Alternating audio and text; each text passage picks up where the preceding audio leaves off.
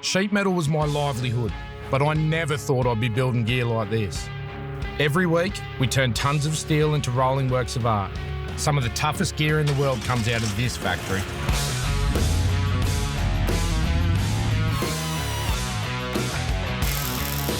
Building this gear is only half the fun. No one tests like we do.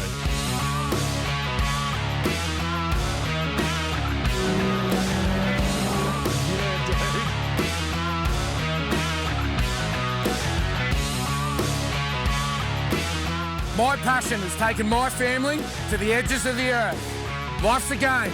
We know how to play it. Patriot Games.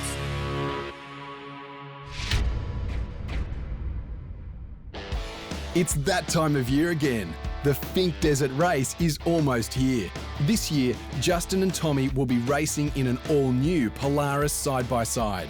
Not being able to leave it well enough alone, the team have re-engineered it from the ground up.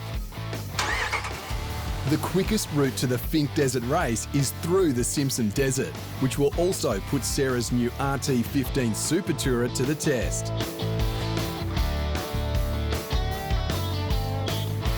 The crew are rolling out with only 4 days up their sleeve to make the 2,500 kilometre journey.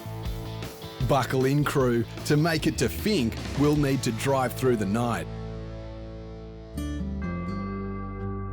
Eyre Creek is flooded with the most water this desert has seen in over 50 years.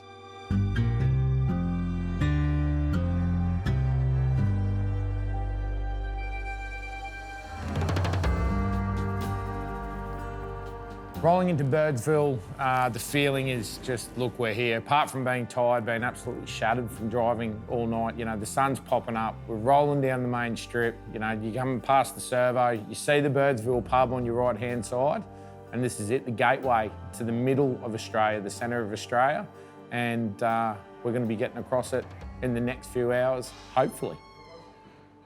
This way. Go say hello. G'day, guys. How are you, mate? How are you? How you been, man? Good. Been keeping well? Yeah? Yeah, Good to see you. very well. How are you? I'll let everyone introduce G'day, themselves. mate. Look, I'm Ben Fulliger. I'm the publican of the Birdsville Hotel, and we're out in Birdsville, Channel Country, Queensland. How's it going? Yeah, good. Big trip out. How is the water out here? Plenty of water. Yeah, plenty of water. Yeah, I think 2 floods. You can tell by my eyes it's been a big trip. Yeah. We drove straight through the night. Yeah. So what's been going on? Mate, we've just been pretty quiet for a little while. We've had, Yeah. you know, a couple of big floods through here, and Yeah. probably more water than what we've seen since 1974. We've had a couple of dry floods, so we've had no rain at all, and it's flooding that's come down from Winton. First one was a big waterfront storm front that came across that Winton Longreach area, followed by Cyclone Trevor, which really topped it up and put a hell of a lot of water down through the Channel Country, which is all going into Lake Eyre, which is really exciting. As of this morning, the QAA line across the Simpson's open. So it is open. Open as of this morning. Awesome. Which is good news for you guys. We've been stressing about it. We ran the gauntlet coming out here. You did. Look, I actually thought it might have been another 3 or 4 weeks. The whole time driving out last night, you know, Justin was saying, you know, we could get there and it might not be open, the crossing might not be open, so, you know, we're going to have to head north. What's the Eyre Creek crossing like? Can you get across it or not? Yeah, look, the actual Eyre Creek, the one on QAA, it'd be way too deep. Still got a bit of a flow in it. Right. So the bypass is open, so it's about an extra 75k. These guys from Patriot Campers were very lucky because I actually thought it'd be closed for another couple of weeks, and it's open this morning. So once you get close to Eyre Creek, you'll see a couple of signs out there, and you track north about 30k. Right, and just follow the creek up? Yeah. How long is that 75k? Is it rough? It's a little bit wet in places. It's not overly rough. It's slower going than it would be if you're on the normal route. Yeah. But the crossing itself is not that boggy. It's so important that we don't get stuck because we have to get to Alice. If we don't get to Alice, you know, no one's there to look after the buggy, and this whole trip's going to be wasted. He's given us the lowdown. They've opened the desert, which is a good thing, but Eyre Creek, he's saying, is impassable unless you take the bypass. We don't really have time to take the bypass, so we've decided the best thing to do is jump in a plane, go and do the recon ourselves. Not ready to give up on Eyre Creek yet, the team decide there's only one way to know for sure. Chatting with the publican out here, we're not sure whether we can actually get across Eyre Creek. So we've decided to go up in the plane and have a scout and check it out and see what's going on. Today's mission was to observe the QA line, also the air creek which runs through the QA line, so you guys can get a good track over it and hopefully get over it.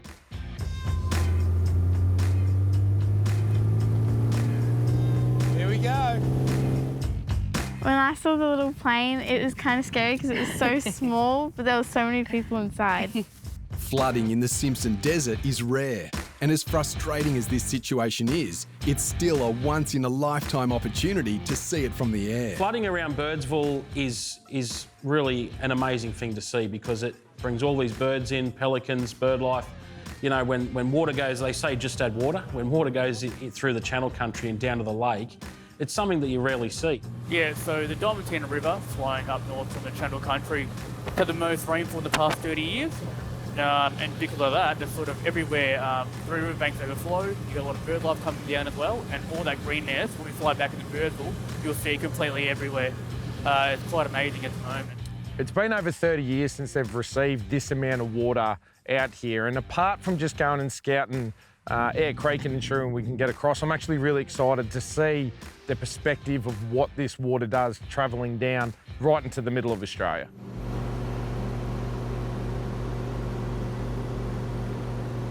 Coming up to Air Creek, I thought it was just one crossing. There's actually 3 that we have to get across. It was more flooded than what I thought. Yeah, so this Air Creek, this is what we've been concerned about getting across. So you can sort of see how much water is at the moment. Seeing the creek from the air that's in question is definitely one situation, and it looks passable to me. But I know when we're on the ground, and depending how soft it is, how deep it is, it might be a completely different situation. What does concern me is there's actually 3 parts of that creek that we need to cross. There is an option to take a bypass, but we just don't have the time to do that. Yeah, so basically all this floodwater is still coming through. Yeah, it's pretty hard to get through, but if you guys can get through, that'd be quite a feat, honestly. That'd be really good. But wait, is that Rob? Who would have thought flying over the Simpson Desert and we bump into? No. You would never even read about it. Dad left the Gold Coast 3 days before we did. I thought he was well into the Simpson. And wouldn't you know it, we're flying over in a plane. Sarah comes over the mic. There's a white Land Cruiser down there and it's towing something. Can we spin around, mate? Do you mind? Yeah, again, yeah. That might be my father, Yeah. because my father's crossing. So we dove in, we dropped down about 400 feet, and sure enough, there's my old man, doors flying open. The plane was waving at him. We're sitting there waving back, and then he jumped out of the car with Belinda. We're doing laps around him, flapping the wings. He's waving from the ground. It was just absolutely amazing. The centre of Australia, this massive country, and there's my old man, the only person in the Simpson Desert. And I've got to say, he's the first person to cross after the wet for 2019, which is pretty epic. That was really, really cool. That was amazing, eh? Yeah, it's not what I expected. I cannot believe we I saw heard Dad. it was green, but... Can't believe we saw Dad. How you going, darling? Yeah? You're all good? Yeah. Come on. Was that fun or what? Yeah, that was so cool. That was good to see, huh? Yeah. All right, so once we've done that, so we'll finish these off. You couldn't help yourself, could you? Hey? Well, if you go flying in a plane... 45-minute flight and you managed to find beer at the pub. It's nasty. And I'm talking good and proper nasty. Right. Like nasty. And there's not one crossing. There's 3 crossings. Yeah.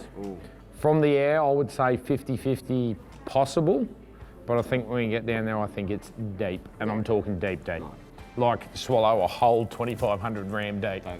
I guess at this stage, what's making me really nervous is I know what Justin's like, and I know he's going to go somewhere where no one else has been. And typically, you know, things can go wrong. So I'm just hoping that we make the right decision so we can get to where we need to be to take on the buggy and go testing. And then to hear from Justin just how epic the water was through that creek blew my mind. I can't wait to get in there and see, are we going to get these rams across it or are we not? The boys are keen. I know the gear's up for it. One way or another, we're going to get across the Simpson. With a successful recon of Air Creek complete, the team has decided to take on the track, and they're fully aware it might be a struggle. Let's roll out. If the team hopes to face the Finke Desert Race this year, they'd better get some distance in quick.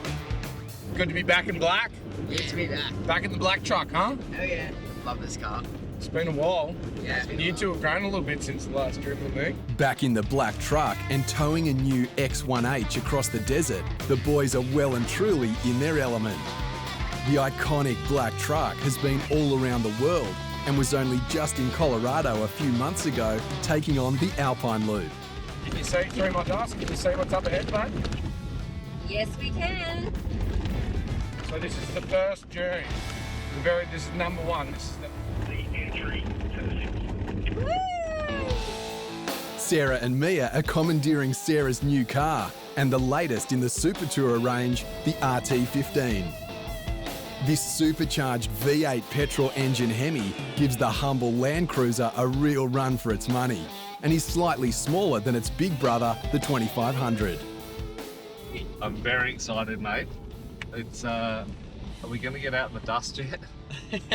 Yeah, that's about it for the dust, mate. We get through this little track here and around to Big Red, and that's about it for the majority of it.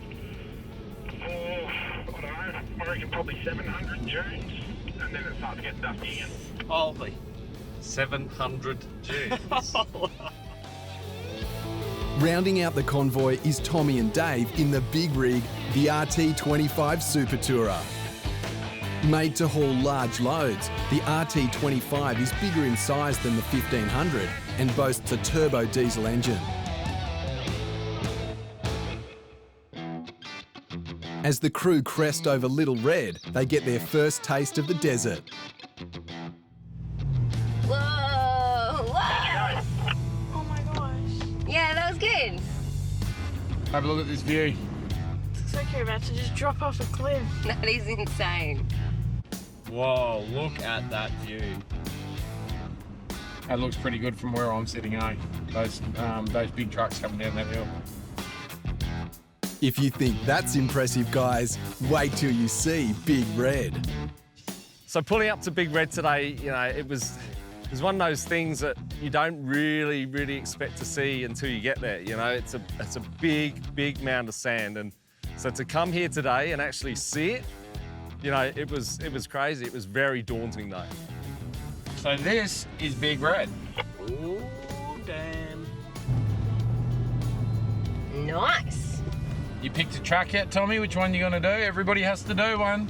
We had a look at a few of the tracks, and to be honest with you, this trip is not about braking gear. It's definitely about testing gear. We have to get to Alice Springs. I've got no two ways about it. So I suppose the stupidity that we normally experience when we go on these trips, that's out the window. We got to take it easy. All right, guys, what are we thinking? Sarah, how are you feeling about that? Oh, I definitely wouldn't want to be going first. Yeah, I feel the same way. Yeah, and you know what? Maybe I'm getting old or something, but I ain't doing that either, eh?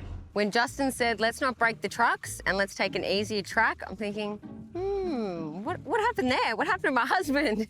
But to be honest, you know, we've got deadlines. We've got to get somewhere. We need these things to get there intact and on time. I just don't want to spend an afternoon digging. That is exactly what I'm getting at, because it's getting late and I'm tired and I'm hungry. I reckon we go around one of those other tracks on the right. Let's find one of those ones on the right and we'll go and see what we can get up, eh?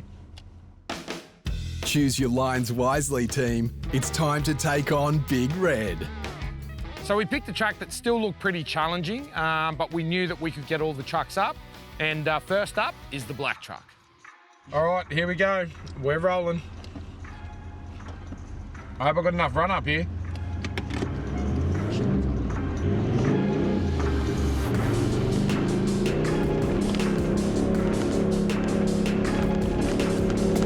Oh, it's soft. It's softer than I thought. How good does that look going up that hill? I'm into it in the black truck. Grab third gear, the thing's revving, going straight up. This is not a drama. Yeah, mate. Nothing stops the black truck. Nothing. Yeah. We'll down bouncing back up the track, and as we got to the top, I started running out of revs, and I thought, oh no, I should have left it in third. But the black truck, she did what she does best and just tracted all the way to the top. Yes. It's soft up here, man. Like real soft. It is real soft up here. Real soft. We've popped over the ridgeline. We're clear. Now we've got to try and get Sarah up. All right, Sarah, you got me? Copy. Okay, you got to keep the power on up here. You have to keep it on. Just trust me, it's going to feel really weird. Ready, Mia? Power on.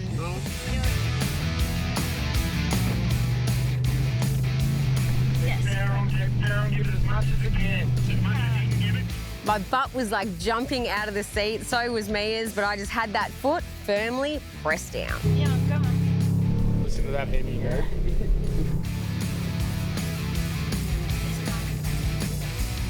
Yeah! How'd you go? You like that?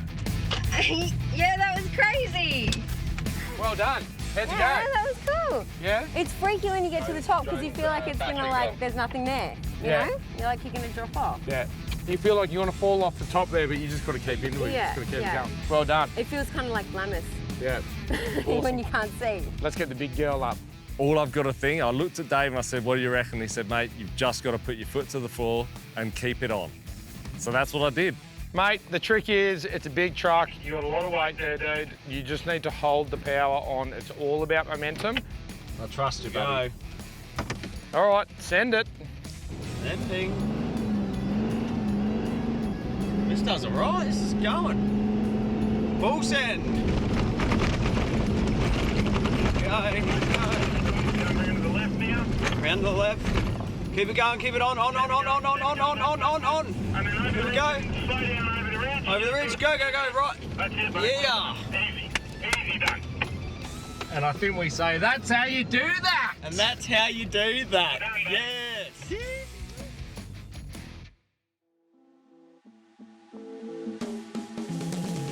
Would you check out that view? Hold on, Justin. Didn't you say hold the power on?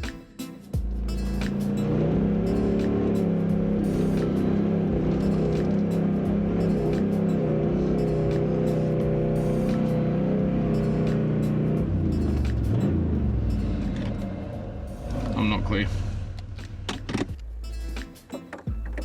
Wasn't a full send, Justin. Fancy that, Tom. You get to pull the black truck out. Hey? I thought you said just keep the power on. I did. I've come up around the track and I thought I stuck into it. Maybe I didn't. So I've bogged down. The trailer's kind of jackknife. Well, you know, Justin said, give it everything you've got and we'll make it over. I don't think he listened to himself because this is where we're stuck. How embarrassing. Hey, at least we were just on the return when we're just going back to camp. There had to be a recovery, right? Yeah. Yes, I mean, this is pretty good for me today. My first recovery in the 2500 Ram is recovering the black truck. So, you know, Justin's owes me a beer, I reckon. Tommy to the rescue with the big rig. It's been a massive day on the dunes for the crew. That's embarrassing. Yeah. Like, that's good. I'm not even mad. I'm like embarrassed. It's time to take in the scenery and get some rest for a big day ahead tomorrow.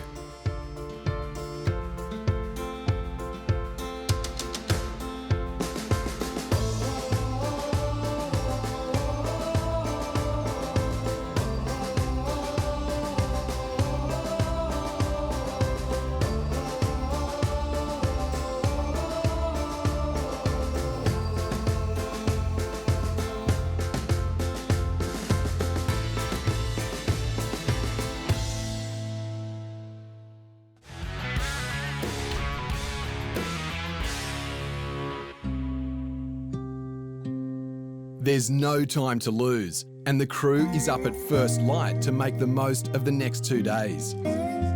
Due in at Finke for scrutineering, the crew can't afford for anything to go wrong.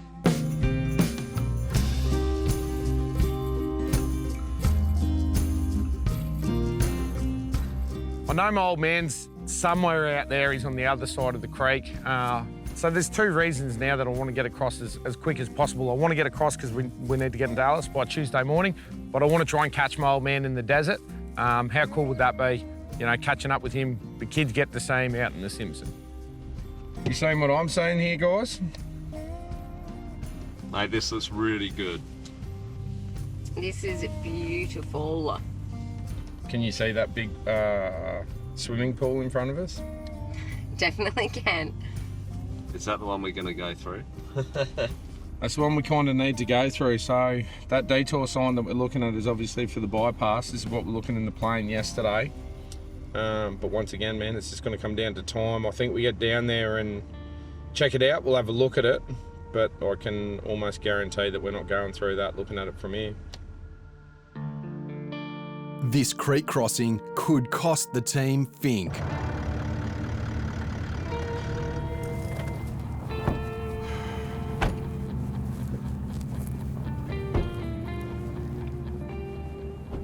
Justin's just called me over. This has to be serious. Sounded exactly like what happened on Fraser, dude. Remember how I thought it was a hub? Yeah. But we knocked those teeth off those gears. It's as soon as we come over that dune, we popped over that dune as I came down and grabbed another gear, it just went ka-conk and just clunked again, mate. Like I hope I'm wrong, but it sounds, and that's a brand new diff center, eh? Mate, we haven't got time to be doing this sort of stuff, eh? No, we don't have time for this, dude. Do you want to walk with it? I'll do a hard right hand down and we'll just do some circles in here and see if we can hear it and try and ascertain what's going on, but it didn't sound good. It's either that or really lucky and it was a spring seat popping back in. Maybe. So far this trip's just gone from bad to worse. Everything has worked against us. It's been really late nights getting the 2 new trucks built, getting the race car all built. The one thing that I was certain that I wasn't going to have a problem with was the black truck, and ultimately that's come and bitten us in the arse. You got everything's turned on, front's locked. Yeah, everything. No, I didn't have the lockers on. Yeah. I didn't even have them on. But just when I pulled up here, it did it again. But it was only really soft. It was over here. Know that sound? It was over here. That's a diff center, dude. I've heard the noise the once. My initial thought was, oh, is it possibly just a hub?